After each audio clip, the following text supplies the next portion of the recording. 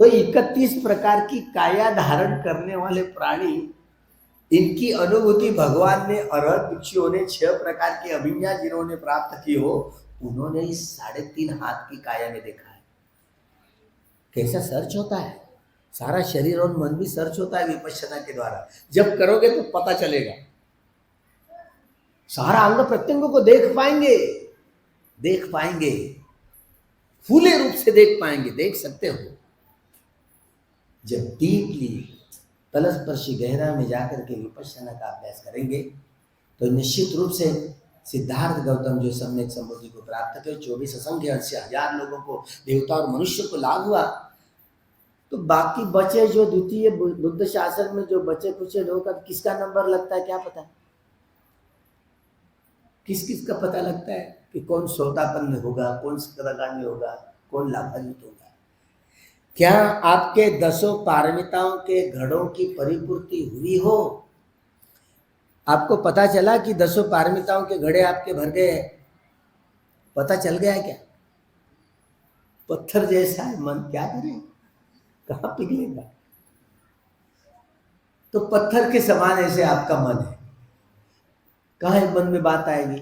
अच्छा हुआ कि बाबा साहब ने 22 प्रतिज्ञाओं में 12वीं प्रतिज्ञा लिखी है कि मैं 10 पारमिताओं का पालन करने की प्रयत्न करूंगा, ऐसी प्रतिज्ञा करता हूं, करती हूँ, है ना। तो पारमिता, ये पारमिताओं के जब तक के 10 घड़े परिपूर्ण नहीं हुआ करते, तब तक आर्य सत्य का साक्षात्कार करने का घड़ा नहीं होता है, प्राप्त नहीं कर पाएंगे। तो दानशील, नैखम्य, वीर्य, प्रज्ञा, शांति, सत्य, अधिष्ठान, मैत्री और उपेक्षा, ये दुख चक्र, भव चक्र तोड़ने के लिए जो पुण्य कर्म का संग्रह किया जाता है, उसे कोई पारमी कही जाती है। पारमी, मेरे भीतर का जो मैं है ना, मैं हूं, अरे ना मेरा शरीर है, ना मन है, किसको मैं कहे जा रहा हूं। ये मेरे भीतर का मैं है ना, निकाल बाहर करने के लिए जो दुख चक्र, भव चक्र तोड़ने के लिए जो पुण्य कर्म का संग्रह किया जाता है, उसे पारमिता कही जाती है। 10 पारमिताओं का यही परिपूर्णता की ओर पहुंचाने वाला संग्रह, ये पुण्य संग्रह, इसलिए उसकी पारमिता है। कोई व्यक्ति गृह त्यागी या गृह त्यागी हो, अब मैं चिवरधारी हूं, है ना, मैं चिवरधारी हूं, तो मुझे क्या पता है कि मेरे 10 पारमिताओं के घड़े परिपूर्ण हुए या नहीं हुए, लेकिन मेरे मन में यह सवाल उत्पन्न हुआ है, अब किसके पास जाऊं, किसके पास जाऊं। तो ये छड़ी है ना, एक अरहत भिक्षु के साथ में 10वां वर्षावास किया। हमारा टावर उतना नहीं है, जिन्होंने अरहत को प्राप्त किया है ना, उनके पास टावर होता है, ऊंचा टावर होता है। उनको मैंने पूछा, क्या भदंत, क्या मेरे 10 पारमिताओं के घड़ों की परिपूर्ति हुई या नहीं? वो शुरू में हंस पड़े। मैंने कहा कि क्या, कुछ तो भी गड़बड़ है इसमें। जब हंसे तो मन ही मन ऐसे हंसे, और दूसरी जो और अन्य भिक्षु थे, उनके शिष्य, उनकी तरफ ऐसे उनको पूछा, उनके तरफ इशारा करके पूछा, क्या ये ज्ञान ज्योति भंते जी ने ये सवाल पूछा, ये सवाल हमको आप लोगों ने क्यों नहीं पूछा? ये ज्ञान ज्योति जी ने जो सवाल पूछा है मुझे, ये आप लोगों ने मुझे क्यों नहीं पूछा? अरे मन में आए तो नहीं, कैसे पूछेंगे, तो कितना पत्थर जैसा मन होता है। तो इसके मन में क्यों आया, मुझे पूछा गया आपके मन में क्यों आया? अरे मन में आया इसलिए बोल दिए, है ना, मन में आया इसलिए बोल दिए, तो मन में क्यों आया? मैंने पढ़ाई के आधार पर जिनके 10 पारमिताओं के घड़ों की परिपूर्ति नहीं हुआ करती, तब तक वह व्यक्ति आर्य सत्य का साक्षात्कार करने में कामयाब नहीं हो सकता। अब ये बात मैंने पढ़ी, अब मुझे क्या पता कि मेरे 10 पारमिताओं के घड़े भर गए करके, मुझे नहीं ना, इसलिए मैंने पूछा कि मेरे 10 पारमिताओं के घड़े परिपूर्ण भरे हुए हैं या नहीं। तो 15 मिनट के बाद वे कहने लगे, हाँ हाँ भरे हुए हैं। मुझे कितना आनंद हुआ होगा, है ना, कितना आनंद हो गया। अरे आनंद समा नहीं, मैं ना उसके चरणों पर ऐसे चुम्बन लेते रहा, उनके चरणों का, ऐसे चुम्बन लेते रहा। तो तब से अलग अलग भिक्षु है ना, क्या पला क्या हुआ पता नहीं, लेकिन आज मैं चूमते रहा उनके पैरों को, श्रद्धा उत्पन्न हुई, क्या करूं, चूमता रहा। हाँ बनते, हाँ बनते, साधु साधु ऐसे बोलता रहा। तो मेरे पास वह संग्रह है, ऐसे मुझे पता चला। किसके द्वारा? एक अरहत भिक्षु के द्वारा, जिनके पास अभिज्ञाओं का ज्ञान है। तो आपके मन में भी ये सवाल जरूर उठा होगा ना, यह सवाल बाबा साहब के दिमाग में यह बात क्यों पनपी? 22 प्रतिज्ञाओं में यह 12वीं प्रतिज्ञाएं बाबा साहब ने लिखी, जब तक लोगों के पारमिताओं के गढ़ों की पूर्ति नहीं होगी तब तक श्रोतापन्न, सकदागामी, अनागामी या अरहत को प्राप्त नहीं कर पाएंगे। इसके लिए गृहस्थ त्यागी लोग, ये गृहस्थी लोग है, इनके 10 पारमिताओं के घड़ों की परिपूर्ति करना है, तो भिक्षुओं के 4 निश्चयों की परिपूर्ति करना चाहिए, तब कहीं उनके पारमिताओं के घड़ों की परिपूर्ति होगी। 4 भिक्षुओं के निश्चय ने रोटी, कपड़ा, मकान और दवा। रोटी, कपड़ा, मकान और दवा, मतलब भिक्षुणियों को उपासक उपासिकाओं ने बिहार बांध करके दान देना चाहिए। एक भिक्षु भिक्षुणियों को उपासक उपासिकाओं ने 7 बाई 12 की कुटिया बांध करके दान देना चाहिए। 3 भिक्षु भिक्षुणियों को शून्यागार, तपने के लिए, मेडिटेशन करने के लिए शून्यागार बांध करके दान देना चाहिए। भोजन दान करना चाहिए, है ना। जो वस्त्र है ना, जो संगाटी है, उत्तरासंग है, कमरबंद है, अंतर्वासक, ये वस्त्र दान देना चाहिए। दवा दान देनी चाहिए। भिक्षा पात्र हो, पानी पीने का पेला हो, पानी छलने का वस्त्र हो, फोफी हो, सुई धागा हो, वस्त्र हो, जो वस्त्र परिष्कार कहा गया है, यह सारी चीजें दान करोगे संघदान में, तो आपके 10 पारमिताओं के घड़ों की परिपूर्ति होने का समय आ गया। तो आपके मन में आपके पुत्रों को या पुत्रियों को भिक्षु संघ को दान देने की बात मन में गूंजेगी। अब आप जब अपने पुत्र एवं पुत्रियों को संघ को दान देंगे, ये बाह्य पहचान है कि आप धम्मदायक बन गए हैं, धम्मदायिकाएं बन गए हैं। तब कहीं आपको आर्य सत्य का साक्षात्कार करने का बल प्राप्त होगा। 10 पारमिताओं के गढ़ों की परिपूर्ति होने के बावजूद भी अगर आपको कल्याण मित्र नहीं मिलेगा तो सम्राट अशोक जैसी स्थिति आ जा सकती है। सम्राट अशोक ने इतना बड़ा काम किया, लेकिन मृत्यु के समय में आप अपनी मौत कैसे करोगे पता है? आप अपनी मौत से मरेंगे, बेमौत मरेंगे। मैं भी भगवान का बाया हाथ कहने वाला सारिपुत्ता था, मुगलैन बाया हाथ, उन्होंने अपने माता पिता की हत्या की, इसलिए उनकी मृत्यु, अरहत्व प्राप्त करने के बावजूद भी उनकी मृत्यु, उसके टुकड़े टुकड़े भी नहीं किए 500 गुंडों ने, उसका खीमा खीमा कर दिया और एक चद्दर में बांध दिया। फिर भी उन्होंने अपना शरीर नहीं त्यागा, वह चद्दर में बांध कर, वह खीमा खीमा बांधने वाला जो गठरा था, वह ऐसे छलांग मार करके उड़ करके भगवान के पास में गया। 3 बार ऐसे उछला और भगवान ने जान लिया ये मोगलायन की खीमा खीमा किया हुआ है, ये चदर से बांधा हुआ है। हाँ मोगलायन, फिर भी मोगलायन बोलते रहे, मोगलान हाँ बनते भगवान, मैं आपसे अनुमति लेने के लिए आया हूँ कि मैं मेरा शरीर त्याग करना चाहता हूँ। एक बार तो मैं अपने कुटी का इतना सा छेद था, उसमें से बाहर निकल गया, गुंडे आए थे मारने के लिए।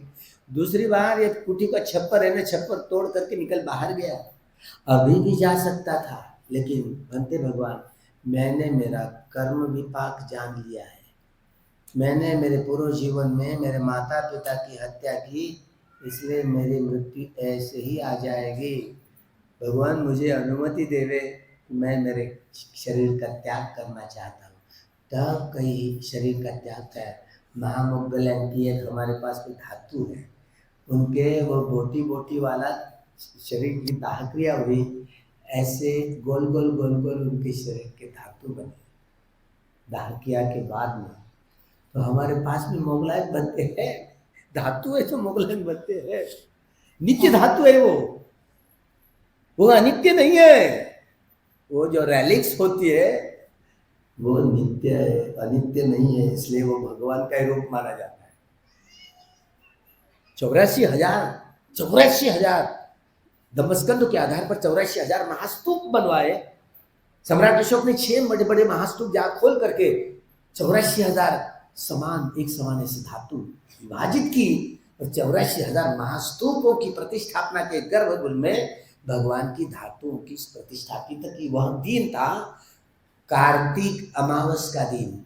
जाकर के आया बिहार में, बिहार की राजधानी पाटलिपुत्र पटना में, वहां पर अशोकाराम वह अभिलेखों में लिखा गया है।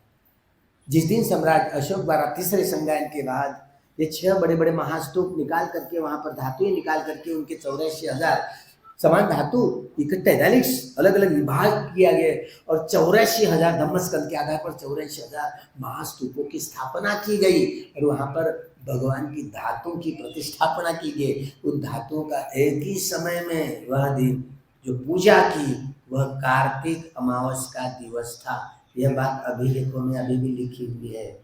यह बात महावंश धम्मपिटक है, उसमें आई हुई बात है।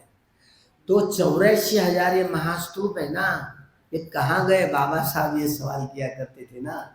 तो एक ही साथ पूजा की, वही दीपदानोत्सव कहला गया। भगवान बुद्ध को तेल प्रज्योतन, तेल के दिए प्रज्वलित करके उनकी पूजा की। घनसारप दीतेन दीपेन तमदंसिना तिलोक दीपं सबुद्धं पूजयामि तमोम। युग युग का सारा अंधकार दूर करते, जहाँ बुद्ध उत्पन्न होते सारा अंधेरा दूर करते। तो इसी ऐसे गाथा बोल करके उनकी पूजा की जाती है दीप जला करके। वही दीपदानोत्सव था। दीपदानोत्सव जहाँ जहाँ 84,000 विहार बनवाए ना, स्तूप बनवाए, अनेकों लोग गए वहां पर। लेकिन जो बूढ़े आदि जो घर में लोग रहे, उन्होंने अपने आंगन में साफ सफाई करके रंगोली वगैरह लाल करके वहां पर स्तूप बनाए गोबर का, है ना। आज भी बनाते दिवाली के दिन। वो स्तूप है वो। और स्तूप और वहां पर जहां से सीढ़ियां वहां पर फूल लगते और तेल का दिया भी लगते हैं। होता है ये अपना ही त्योहार है, लेकिन भूल भाल गए लोग, क्या करें। तेल प्रज्योतन चूड़ामणि नाम का वो चूड़ामणि देवता लोगों में स्तूप, तो गुब्बारे जैसे लोग उड़ाते ना। तो पिछले साल में हम लोगों ने किया। 2 और 3 नवंबर को कठिन चिवरदान का पारंपरिक रूप से कार्यक्रम हो रहा है। अब वो तो छुप ही गया था ना। अच्छा हुआ तो अरहत बनते साधनानंद महासेवर, ये जो छड़ी देने वाले, तो उन्होंने शुरू किया है। पारंपरिक देशों में ये शुरू हुआ है, तो बड़ा त्योहार होता है। लेकिन भूल भाल गए दीपदानोत्सव। तो हर साल हमारा एक कठिन दान का कार्यक्रम, कठिन चिवरदान का, वो दिवाली में होगा। तो आप लोग भी 2 और 3 तारीख को इस मेडिटेशन धम्म शांति या विपश्यना साधना केंद्र में जो विहार करेंगे, ध्यान करेंगे, अपने भीतर की सारी काम तृष्णाएं, विभव तृष्णाएं, विभव तृष्णा का जो निष्कासन करने की कोशिश में लगेंगे, लाभ प्राप्त करेंगे। और यही 2 दिन का जो प्रोग्राम कठिन चिवरदान का होता है, वर्षावास समापन का आखिरी का दिन होता है, जो कठिनत्व दान है। सारा पानी डालते डालते उन्न में उदकंग वट्टंग यथा निम्नं डालते, एक पूरी उल्टी बर्तन किया, एक भी बूंद नहीं रह गया। सारी प्रकृति की जितना सारा दान देने का चीज है, दान देने के बाद में भी उतना पुण्य नहीं होता जितना कठिन दान में सूत के धागे में हाथ भी लगाओ तो 16वां भाग भी नहीं है। इतना पुण्य होता है। तो सभी छोटे छोटे बच्चों को लेकर के 2 और 3 नवंबर को शामिल हो जाए, ताकि वो रुई के द्वारा जो सूत निकालते हैं, सूत के फिर उसी को फिर जो निखारों पर वहाँ पर रंग देते हैं, रंगवाते हैं, फिर निखारों पर उसको सुखाते हैं, फिर 2-2 फीट वाले ऐसे वो हस्त जुमाग होता है उस पर कपड़ा बुनते हैं। कपड़ा बुनने के बाद में वो संघाटी, उत्तरासंग, कमर बंद, जो लंगोट या जिसको अंतर्वासक कहते हैं, ये सारी चीजें 6 बजे तक परिपूर्ण हो जाना चाहिए। रात भर सोते नहीं लोग, नहीं सोने वाले उधर सुत पाठ भी चलते रहता रात भर, इधर दानशील भावना गरीबों दानशील भावना, इस तरह वो पारंपरिक रूप से ये धम्म का गायन करते करते रात भर वो सुत बुनती है, कपड़ा बुनती है, कपड़ा सिलाती है, सुबह 6 बजे तक तैयार करती है, और वो कठिन दान होता है, सही मायने में कठिन दान होता है। तो कठिनत्त दानम पुण्यम खेतम अनुत्तर, ये अनुत्तर पुण्य संग्रहित करने वाला कठिन दान होता है। सब उपासक उपासिकाओं ने ये कठिन दान में सम्मिलित होने की कोशिश करें। और ये अट्ठांगिको मग्गो, ये मध्यमा पटिपदा, ये प्रत्यक्ष अनुभूति वाला ज्ञान, ये केवल चिंतन में या श्रुतमय ज्ञान से कोई व्यक्ति आर्य सत्य का साक्षात्कार नहीं कर पाता। तो आपको जिन जिन ने साधना नहीं की हो, जल्दी जल्दी नंबर लगाएंगे। पहले मेरे ख्याल से बच्चों का शिविर है ना, तो और शिविरों में जाएंगे तो माता जी बैठी हुई ना, वो स्वयं टीचर है, सीनियर टीचर है, माता जी बैठी हुई, वो इसमें अगुवाई करेगी। इसमें अगुवाई करने वाली वो अकेली है, ध्यान में अग्र इस विभाग में अकेली है, समझे। तो ध्यान करती रहती है। तो ध्यान के तरंगों से धर्म तरंग धम्म चक्षु खुल जाते हैं, ताकि मैत्री ही देने लायक है ही क्या हमारे पास में। तो मैत्री के तरंगों से, यह धर्म तरंगों से उजागर जो भी लोग जिन्होंने ध्यान नहीं किया वो ध्यान करेंगे, सद्धर्म को धारण कर पाएंगे, और सारे दुखों से छुटकारा पा करके, सभी दुखों से दुखों से छुटकारा पा करके निर्वाण का साक्षात्कार करने का यह संघ चारों निश्चयों की परिपूर्ति करे, ताकि अपने पुत्र को पुत्रियों को संघ में दान दे, ताकि आपके पारमिताओं के घड़े भरे और अपने जीवन में कल्याण मित्र मिले।